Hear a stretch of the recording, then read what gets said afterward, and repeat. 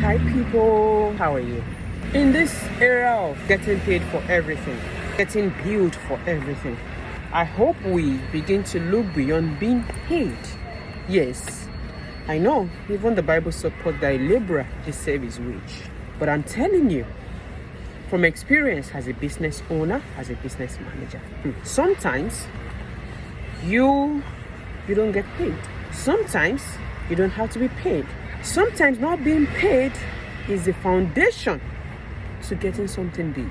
When I joined my husband in the United States years ago, he had a project going on. And what was the project all about? He was going to all the schools. I'm talking about government-owned school. And if you care to know, most government schools, they are highly regulated and they have budgets every year, not huge budget.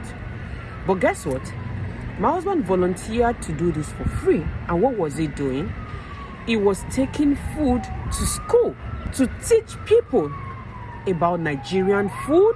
And he picked two very popular ones: egusi, pounded yam, jollof rice, and chicken. I'm telling you, we go to a couple of schools.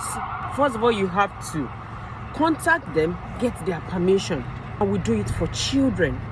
You know, getting children involved is so powerful because they are the ones that will go home and tell their parents. And that is why we have to be careful the kind of information we pass down to this one.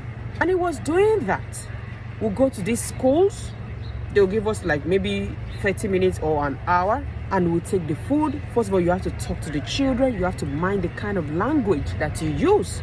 You have to be explicit. You have to break it down, the ingredients and everything. And most important, you have to make it less spicy. They can't tolerate spices. And after talking to them, after telling them about the country, Nigeria, then you begin to tell them about the food. My husband will say we tagged it the joy of fufu.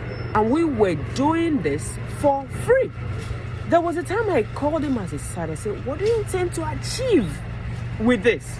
Because not only was he investing time into it, he was investing money into it as well. I have nothing against that. I'm a giver too.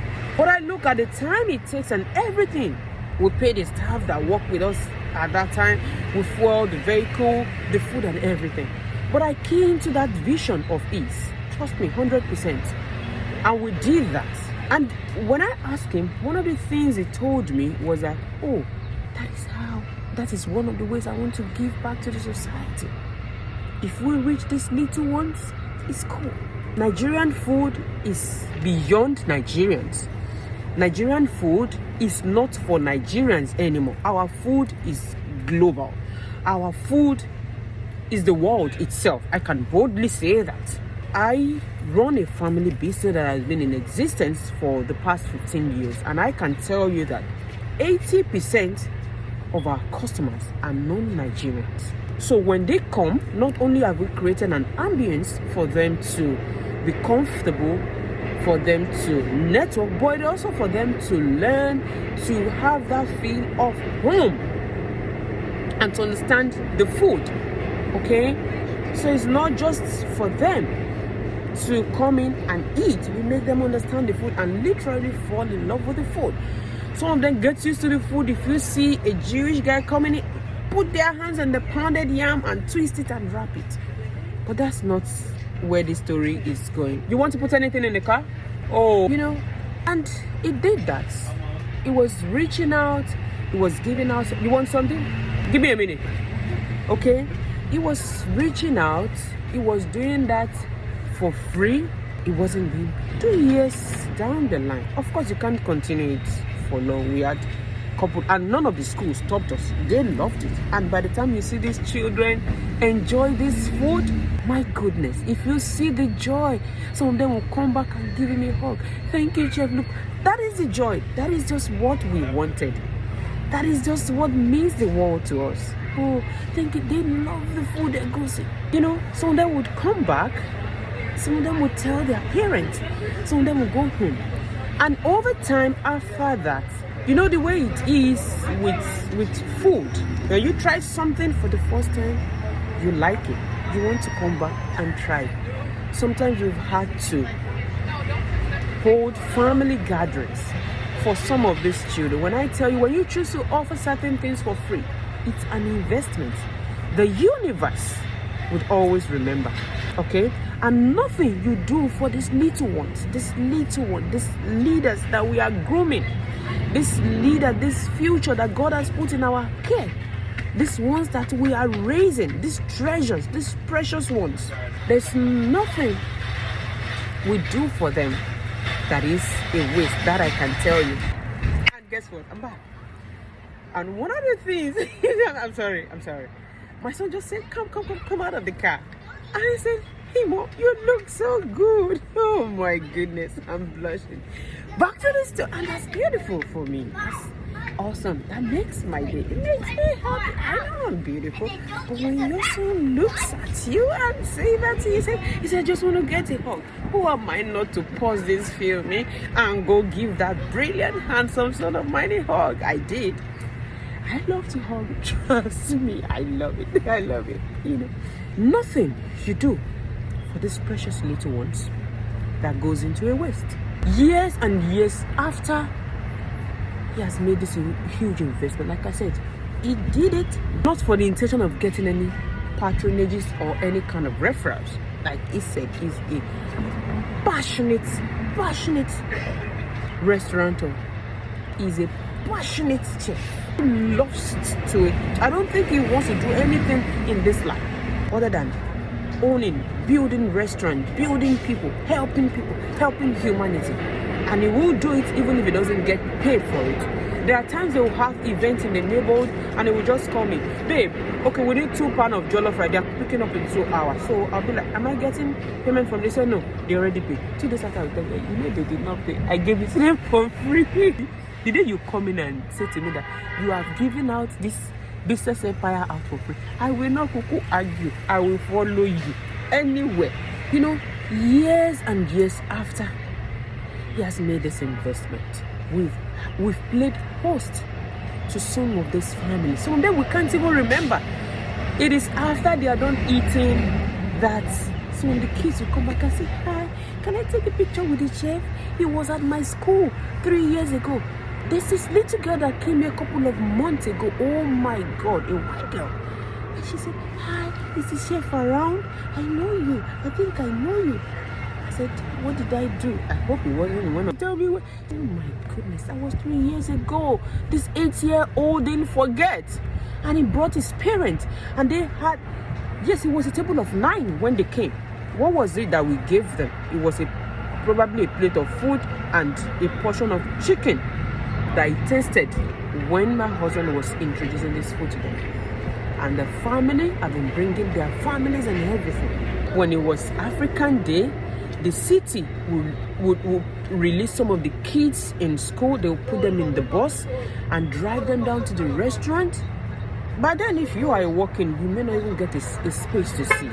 And what are they coming there to do? To come and experience the Nigerian food, the Nigerian cuisine. The one that a leader thought to go introduce to them for free. Imagine if he was waiting to be paid before taking the leap. Steps that we have to take that will get us to where we are going requires certain level of audacity. It requires certain level of craziness, crazy leap. You want to take a leap? Yes, let's try. Come on. We've hosted conferences for companies. I'm talking about organizations. Because of the disclosure agreements, I may not be able to. But I can boldly mention to you that we've hosted Netflix. They've shot commercials with us. They've hosted me. My husband it was on, what's it called? It was on Times Square. It was featured on Times Square. It's been on some of the most popular TV stations, all in the name of this food. The one he has chosen to introduce to people for free, looking beyond making money. I had to come back to this because the value in this for me is if you get the message. I'm not saying do not hone your skills, but I'm just telling you there are times you will do this for free. If we invest in people, if we look beyond, because it's common these days, people want to take advantage of you. A guy came in the other day, and what was it that he came to do? we asked him to, he's a welder, to weld something. And after he couldn't get it done. Then he came back to me, can I get $20 to buy this pin? I gave him. Can I do this? And after he finished the job, it wasn't looking good. So I said, the way you did this, it might hit someone in the head. This is a country whereby you get sued for everything. Because he never told me that it's going to be this high, I didn't know. And he had already messaged my husband asking to be paid about 150. I'm not saying don't get paid. But what I'm saying is that when you have the opportunity to serve for free, when you have the opportunity to render your service, it's an opportunity for you to impress your existence, your trade in the heart of people. I don't want you to miss opportunities. I don't want you. You see those schools that we're going into, whenever they have events, I can tell you, most of them will come and say, Chef Lukman, can we have the same chicken we love, boy, please? No, that is always when they have problems. That's the only thing. Because my people love spicy. Almost they can handle hotness. But some of them have gotten used to now tolerating the people, and they will come. It's now that we're approaching winter. I'm begging you, don't miss out on opportunity. Don't be an enemy to yourself. Look beyond making money. Make contact. Make people. Be a people builder. Look beyond, oh, I want to be paid. I'm not saying don't be paid, but you will be paid. You can be paid instantly and lose a lifetime relationship and lose a lifetime of opportunity. But how about if you are not paid? And you build people, you build contact, you build relationship that would keep paying and keep paying and keep paying. That is what Chef Lukman did. And today, it's paying off. Please, thank you for listening. Thank you for your comment. Thank you for your likes. And thank you for clicking on the subscribe button. I'll see you again soon. My name is Abiodun, the favorite storyteller, signing out. Bye.